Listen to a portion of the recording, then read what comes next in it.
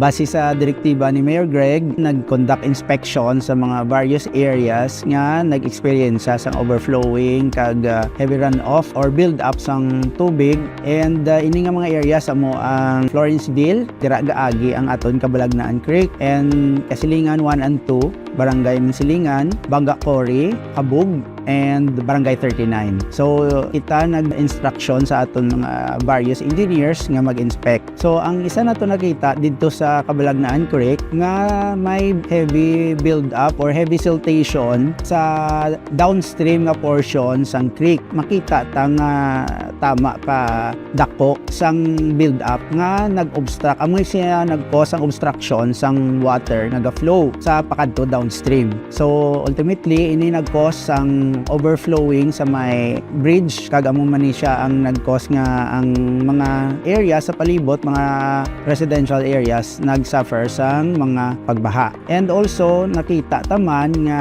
ang may mga gaupod nga mga basura, kag ang sa iban nga areas nakita tang ang mga aton drainages may mga informal settlers nga ga-obstruct sa aton nga drainage. Ang iban ara na on top of the drainage, and sometimes amo ni siyang gakos nga hindi tama maintenance mayo ang mga ini nga mga drainages. Iban nga areas may ara sa mga vegetation nga ga-obstruct sa flow sang water. So kami ang amon office nag meeting kag nag-decide or nag-obra kami sa mga short term kag long term nga action plan. Itong isagid naton nga pagahimuon, ipaga-check naton ang sa may Florenceville kung diin maka-access ang aton heavy equipment para makuha ta ang mga silt nga nag-build up. And siguro after sini gina-explore taman for the long term kung paano ang the whole stretch sang Kabalagnaan Creek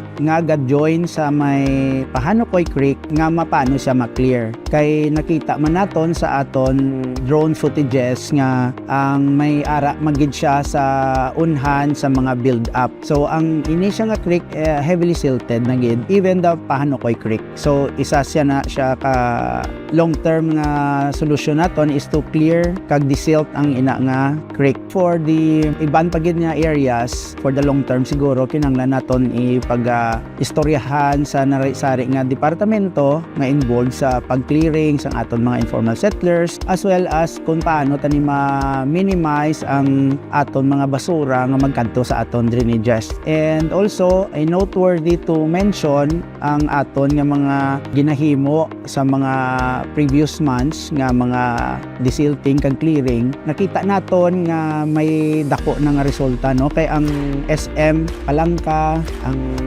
Mandalagan River, and ang Banago kag ang Gaisano, nakita naton nga wala na ka-experience siya sang pag-flooding. So somehow ang aton nga mga efforts nagaamat-amat na sang bunga. Ini siya tanan ipagisigi sigihon ta hasta nga ang problema ta sa flooding masolbar ta gid.